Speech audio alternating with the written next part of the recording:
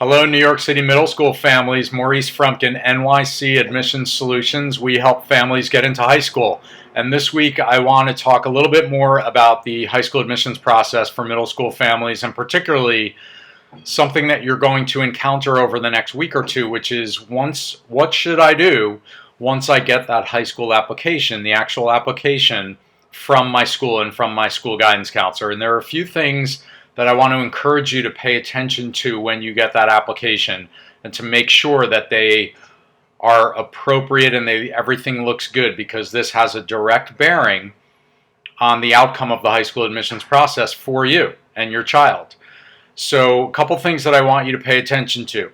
One is that the personal information on that application, such as your name and your address and your school and so forth, is all accurate as possible. Number two is the academic information that's recorded for you on that application from last year is accurate. Your test scores, your course marks, your attendance, and so forth. These will have an absolute bearing on the outcome of the process. So if anything is not accurate or missing, it's critical that you see your counselor immediately and get these things corrected.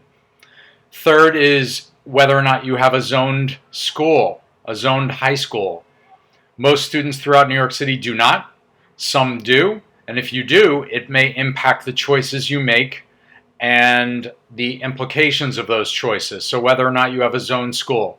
And fourth, if you registered for the Specialized High Schools admissions test or the LaGuardia High School auditions, that information should appear on your application.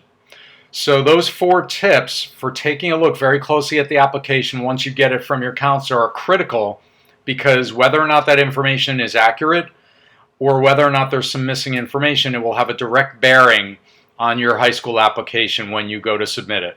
And the last thing I would just add for this week is that I'm challenging you to sort of resist the temptation of filling out that application and turning it in as soon as you get it. Filling out the application is the easy part.